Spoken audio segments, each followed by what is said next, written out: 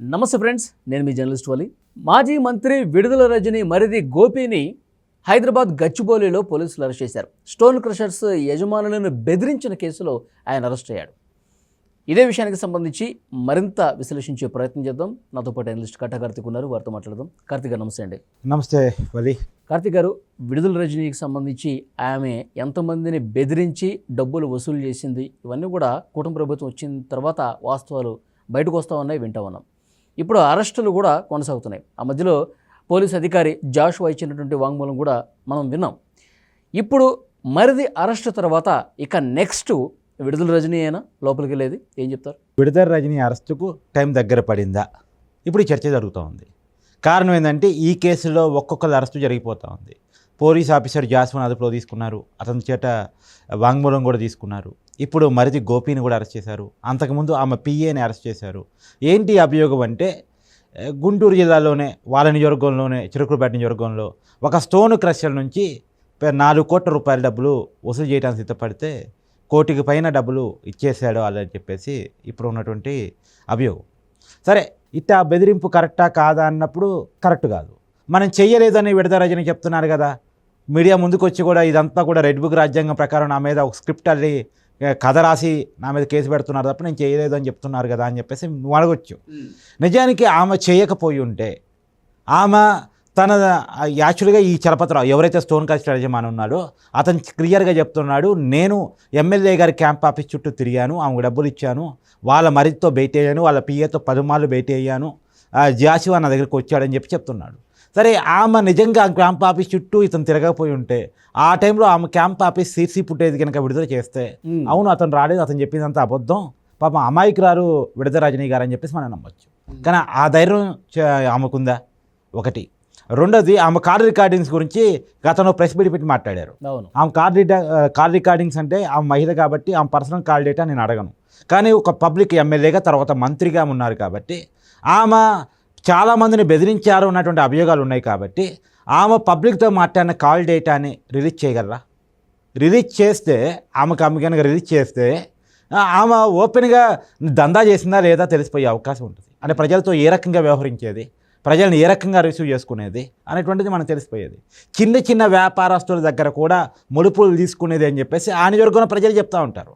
నిజానికి ఆమె బ్యాక్గ్రౌండ్ చూస్తే ఆమె కోటీశ్వర్లారు, ఆమెకి డబ్బు అవసరం లేదు. నిజానికి ఆమెకు చాలా ఆస్తిపాస్తులు ఉన్నాయి. ఆమె రాజకీయాల్లోకి ప్యాషన్గా వచ్చారు. ఆమె రాజకీయాల్లో టీడీపీ నుంచి ఎంట్రీ అయ్యారు. యాక్చువల్గా ఇదే ఏ నాయకుడిని అయితే ఇప్పుడు ఆమె విమర్శిస్తుందో పత్తిపాటి పుల్లారావు, ఆ నాయకుడే ఏమని తీసుకొచ్చారు.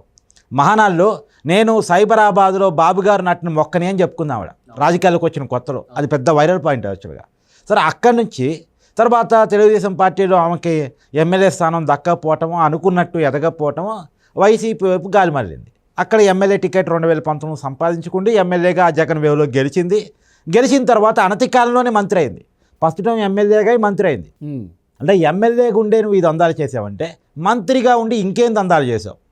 ఇప్పుడు ఆమె మీద అనేక రకాలైనటువంటి ఆరోపణలు ఉన్నాయి. మెడికల్ కిట్ల విషయంలో కుంభకోణం ఉందని చెప్పేసి, ఇంకా రకరకాలుగా ఉన్నాయి అని చెప్పేసి, అంటే పదోన్నతుల విషయంలో, ప్రమోషన్లు, బదిలీల విషయంలో కూడా కుంభకోణాలు ఉన్నాయని చెప్పేసి అంటూ ఉంటారు. అన్ని విషయాల్లో ముడుపులు తీసుకుంటానే ఉన్నారా? ముడుపులు తీసుకునే వాళ్ళు, బెదిరించే డబ్బులు అడిగేవాళ్ళు, ఇవన్నీ కూడా ఆమె మీద ఉన్నటువంటి ఆరోపణలు. వన్స్ ఆమె కనుక అరెస్ట్ అయిందంటే ఇవన్నీ కేసులు కూడా ఒకసారిగా మీద పడే అవకాశం ఉంటుంది. ఎప్పుడైనా ఈ వరుస అరెస్టులు చూడు, వాదపిని వంశీదైనా, అంతకుముందు నందిగామ సురేష్దైనా, తర్వాత అంతకుముందు పినేరి రామకృష్ణ రెడ్డిదైనా, వల్ల రవీందర్ రెడ్డిదైనా, తర్వాత పోసానికి ఇష్టమల్లిదైనా, ఈ ఎవరే అరెస్ట్ అయినా చూడు, ఫస్ట్ ఒక కేసులో అరెస్ట్ అవుతారు, తర్వాత పీటీ వారెంట్ వేసి అతని మీద ఉన్నటువంటి మొత్తం కేసుల్ని తీసే ప్రయత్నం చేస్తారు. ఇప్పుడు బోరుగడ్డ అనిల్ కుమార్ విషయం కూడా అదే జరుగుతుంది. సో కాబట్టి ఈమె మీద అనేక ఆరోపణలు ఉన్నాయి. మరి ఈ కేసులోనే పర్టికులర్ అరెస్ట్ చేస్తున్నారు కదా అంటే ఈ కేసులోనే అరెస్ట్ చేస్తారు. వన్స్ అరెస్ట్ చేసిన తర్వాత ఆమె మీద ఉన్నటువంటి చాలా మంది అభిప్రాయం ఏంటంటే, ఎప్పటి నుంచో ఈ స్టోన్ క్రషర్లని యజమానులు బెదిరించారు, కోట్ల రూపాయలు వసూలు చేశారు, ఈ వార్తలు వింటా ఉన్నాం, కానీ ఇంకా ఎందుకు అరెస్టులు జరగట్లేదు, ఇన్ని ఆధారాలు ఉన్నా కానీ అని చెప్పి మాట్లాడుకుంటున్నారు కదా. అంటే ఈ ఆరోపణ రావడానికి కారణం ఏంటంటే, వైసీపీ అధికారంలో ఉన్నప్పుడు నెంబర్ 1ని మొదట అరెస్ట్ చేసేది. అది A1గా ఉన్నటువంటి వ్యక్తిని, వీఐపీని ముందు అరెస్ట్ చేసేది. కానీ ఇప్పుడు కూటమి ప్రభుత్వం వచ్చిన తర్వాత ఏమనుకుంటున్నారంటే, ముందుగా ఈ కేసులో ఉన్నటువంటి మిగతా వాళ్ళందరినీ అరెస్ట్ చేసి, చుట్టూ ఉన్నటువంటి వాళ్ళని అందరినీ అరెస్ట్ చేసి వాళ్ళ చేతే వాంగ్మూలాలు తీసుకొని ఆధారాలన్నీ చేతిలో పెట్టుకుని తర్వాత ఆ పెద్ద వ్యక్తి దగ్గరికి వెళ్ళాలి, పోతుందన్నమాట. ఎస్ చట్ట ప్రకారం పోవాలని చెప్పేసి. ఇప్పుడు ఎగ్జాంపుల్ గతంలో మనకు కొన్ని ఉదాహరణలు ఉన్నాయి. అప్పుడు మా టీడీపీ ఎమ్మెల్యేగా ఉన్నటువంటి అచ్చెన్నాయుడిని వైసీపీ ప్రభుత్వం అరెస్ట్ చేసింది. అరెస్ట్ చేసిన తర్వాత చివరికి కోర్టు ముందు వాళ్ళు ఒప్పుకున్నది ఏంటంటే, అంటే అరెస్ట్ చేసినటువంటి సిఐడి అధికారులు ఒప్పుకున్నటువంటి విషయం ఏంటంటే, ఇతను అవినీతిని మేము నిరూపించలేకపోయాము, ఆధారాలు మేము సంపాదించలేకపోయాము అని చెప్పి కోర్టు ముందు ఒప్పుకున్నారు. మరి అక్రమంగా జైల్లో పెట్టినట్టేగా 40 రోజులకు పైగా అతన్ని. కాబట్టి ఆ పరిస్థితి ఇప్పుడు కూటమి ప్రభుత్వంలో ఉన్నటువంటి పోలీసు అధికారులకు రాకూడదని చెప్పేసి ఇవి చాలా క్లియర్ కట్గా ముందు చుట్టూ ఉన్నటువంటి వాళ్ళని అరెస్ట్ చేసి, ఇప్పుడు ఎగ్జాంపుల్ రఘురామకృష్ణరాజు గారి కేసు చూడు. రఘురామకృష్ణరాజు గారి కేసులో జగన్మోహన్ రెడ్డి గారు కూడా ఎదురుగా ఉన్నారు. కానీ ఇప్పుడు జగన్మోహన్ రెడ్డి గారి దాకా కేసు పోలే, కనీసం నోటీసులు కూడా ఇవ్వరు జగన్మోహన్ రెడ్డి గారికి. ఎందుకు అక్కడ దాకా పోవాలంటే ఆధారాలు సంపాదించగలగాలి. అందుకని ఇప్పుడు చుట్టూ ఉన్నటువంటి వాళ్ళందరినీ గుంటూరు సూపరింటెండెంట్ ప్రభావతి కానీ, తర్వాత సునీల్ కుమార్ని కానీ అందరినీ అరెస్ట్ చేసి వాళ్ళ దగ్గర ఆధారాలు తీసుకొని, వాళ్ళ దగ్గర స్టేట్మెంట్ తీసుకొని, దాని ఆధారంగా రేపు ఇప్పుడు పిఎస్ఆర్ ఆంజనేయులు కూడా జట్వానీ గారి కేసులో హాజరయ్యారు కాబట్టి పీటీ వారెంట్లో ఈ కేసులో కూడా విచారించి తగినన్ని ఆధారాలు తీసుకున్న తర్వాతే జగన్మోహన్ రెడ్డి గారికి వెళ్ళాలి. ఇప్పుడు మీరు ఇంతకుముందు రఘురామకృష్ణరాజు కేసులో గుంటూరు జీజీహెచ్ సూపరింటెండెంట్గా పనిచేసిన ప్రభావతి పేరు ప్రస్తావించారు. ప్రభావతి ఆమె గుంటూరు జీజీహెచ్ సూపరింటెండెంట్గా, ఆసుపత్రి సూపరింటెండెంట్గా ఉన్నప్పుడు తప్పుడు రిపోర్ట్ ఇవ్వాలని చెప్పి వైద్య ఆరోగ్య శాఖ మంత్రిగా ఉన్న విడుదల రజని బలవంతం చేశారని చెప్పి కూడా వార్తలు వచ్చినాయి. ఆ కేసులో కూడా ఈమెకి నోటీసులు ఇచ్చే అవకాశం ఉందని ఒక చర్చ ఉంది. ఏమంటారు? ఎస్, ఖచ్చితంగా ఇస్తారు. అంటే కేసుని ఎస్టాబ్లిష్ చేయడం చూడు. కేసులో విఐపిని అరెస్ట్ చేసే నాటకే ప్రజల ముందు కేసు మొత్తాన్ని పెట్టగలుగుతున్నారు అధికారులు. ఇప్పుడు ఆమెకు అసలు గైనకాలజిస్టు, ఆమెకి ఈ దెబ్బలకు సంబంధించినటువంటి చూడటమే రాదు, ఆమె నోటితో ఆమె చెప్పిన స్టేట్మెంట్ ప్రజల్లోకి వెళ్ళిపోయింది కదా. అంటే ఆ రోజు కొట్టుంటారు నిజమే అనేటువంటి ప్రజలు నమ్మే అవకాశం ఉంది కదా ఇక్కడ. అంటే కేసుని ఎస్టాబ్లిష్ చేయడం చూడు, చాలా క్లియర్గా ఎవిడెంటెడ్గా కేసుని ఎస్టాబ్లిష్ చేసిన తర్వాతే విఐపి దగ్గరికి ఇప్పుడు ఉన్నటువంటి అధికారులు పోతున్నారు. ఇప్పుడు పోవాలంటే జగన్మోహన్ రెడ్డి టక్కున పోయి అరెస్ట్ చేసుకొని రావచ్చు, కానీ అరెస్ట్ చేయటం పోలీసులు గొప్ప కాదు. అరెస్ట్ చేసిన తర్వాత అరెస్టుకు తగిన ఆధారాలు కోర్టు ముందు ప్రొడ్యూస్ చేయటం, ఆ కేసు నిరూపించుకోవటం అనేది పెద్ద టాస్క్.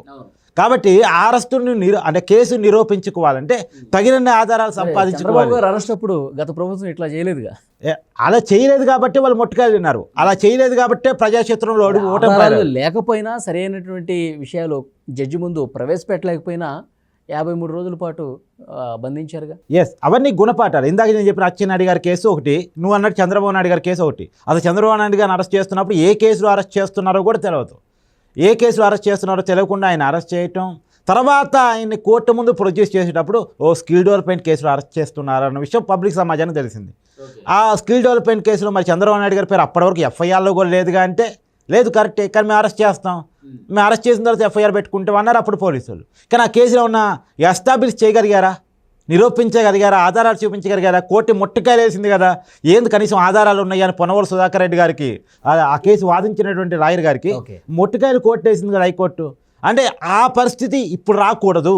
అందుకని ఏ కేసులైనా స్టెప్ బై స్టెప్ ఎస్టాబ్లిష్ చేసుకుంటూ పోతున్నారు. ఇప్పుడు కూటమి ప్రభుత్వానికి అరెస్ట్ చేయాలనుకుంటే ఇప్పుడు పోసానికి ఇష్టముళ్ళు స్టేట్మెంట్ చాలు సజ్జల రామకృష్ణారెడ్డి గారిని, సజ్జల భార్గవ్ గారిని అరెస్ట్ చేయడానికి, లేదు వర్రా రవీంద్రరెడ్డి స్టేట్మెంట్ చాలు అవినాష్ రెడ్డి పిఏని అరెస్ట్ చేయడానికి, లేదు జట్వానీ గారి కేసులో కూడా జగన్మోహన్ రెడ్డి గారి దాకా వెళ్ళొచ్చు వీళ్ళు కావాలనుకుంటే.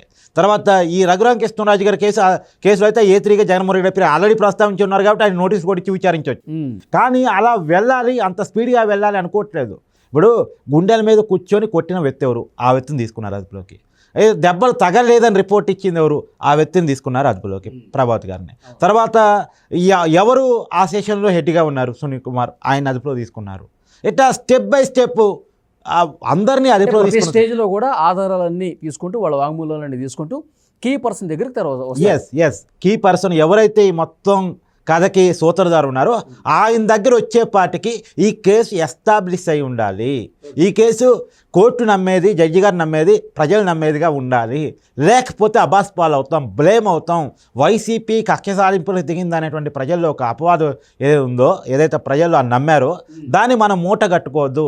మనం నిజాయితీగా నిష్పక్షపాతంగా తప్పును తప్పు అంటున్నాం తప్ప మనం ఎక్కడ కక్ష సాధింపుతో అరెస్ట్ చేస్తున్నాము అనేటువంటిది లేదు అనేటువంటి విషయాన్ని ప్రజలు చూపించాలి. మరిది గోపిని హైదరాబాద్లోనే అరెస్ట్ చేశారు. ఇప్పుడు విడుదల రజనీ దగ్గరికి వెళ్ళడానికి ఇక రోజుల వ్యవధి ఉండే అవకాశం ఉందా?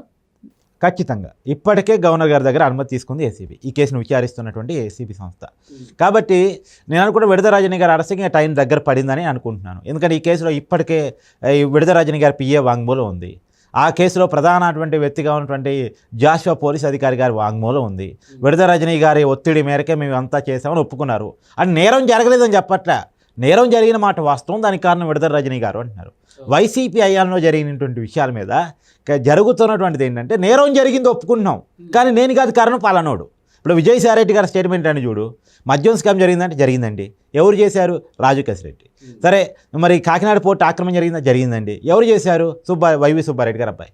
జరగలేదని చెప్పట్లే వాళ్ళు, జరిగింది కానీ నేను కాదు కారణం, జరిగింది కానీ అంటే అసలు ఎవరు పేరు చెప్పకుండా ఎవరు సైట్ ట్రాక్ పట్టించే ప్రయత్నం. అలా కుంభకోణాలు జరిగినాయి, వాళ్ళ నోటితో వాళ్ళే చెప్తున్నారు, వాళ్ళే చెప్తున్నారు, కానీ కారణం పాలన వాళ్ళు అంటున్నారు. జగన్మోహన్ రెడ్డికి ఏమీ తెలియదు అనే దాన్ని ఎస్టాబ్లిష్ చేయడానికి ప్రయత్నం చేస్తున్నారు. అంటే అసలు నా ఉద్దేశంలో వైసీపీ అధికారులు ఉన్నప్పుడు జగన్మోహన్ రెడ్డి గారు ముఖ్యమంత్రి కాదా? మరి ముఖ్యమంత్రి ఆయనే అయినప్పుడు మద్యం పాలసీ మేకింగ్ ఆయన పర్యవేక్షణలోనే ఆయన క్యాబినెట్ అప్రూవల్ మేరకే జరిగినప్పుడు మరి మద్యంలో స్కామ్ జరిగింది ముఖ్యమంత్రి గారికి తెలవకుండా ఎట్ట జరిగింది? తర్వాత ఈ పోలీసు అధికారులు ఒక అమ్మాయిని వేధించడమైనా, తర్వాత ఈమె స్టోన్ కేసులను బెదిరించడమైనా ఇవన్నీ కనీసం ముఖ్యమంత్రి గారికి తెలవదా? పరిపాలన నాయకుడు తెలవదా? అంటే ఏమీ తెలవనంత పరిస్థితుల్లో ముఖ్యమంత్రి గారు తాడేపల్లి ప్యాలెస్లో డోర్లు మూసుకొని పరిపాలనతో నువ్వు చేసుకో సజ్జల రామకృష్ణారెడ్డి, నా పేరు మాత్రం చెప్పు, నేనే ముఖ్యమంత్రి అని చెప్పు, నువ్వే చేసుకో అని చెప్పాడేమన్నా? అలా చెప్పే అవకాశం ఉండదు కదా. ఆయన ముఖ్యమంత్రి కాబట్టి ఆయన ప్రభుత్వంలో జరిగినటువంటి ప్రతి స్కామ్ వెనకాల ఆయన బాధ్యత ఖచ్చితంగా ఉండి తీరుతుంది. కాబట్టి నేనేమంటున్నానంటే ఖచ్చితంగా ఈ పర్టికులర్ కేసులో, ఇందాక మనం స్టార్ట్ చేసినటువంటి కేసులో విడుదల రజనీ గారి అరెస్టుకు రంగం ముహూర్తం సిద్ధమైందని చెప్పాలి. చూద్దాం, పరిణామాలు అయితే చకచకా జరుగుతున్నాయి. నెక్స్ట్ ఇప్పుడే అరెస్ట్ అవుతారు అన్న విషయానికి సంబంధించి ప్రజలు కూడా చర్చ జరుగుతోంది, ఇంకా ఎన్ని రోజులు అని చెప్పి. సో చూద్దాం, ఆ పరిణామం తర్వాత కూడా మళ్ళీ ఒకసారి మనం మాట్లాడదాం. Thank you very much.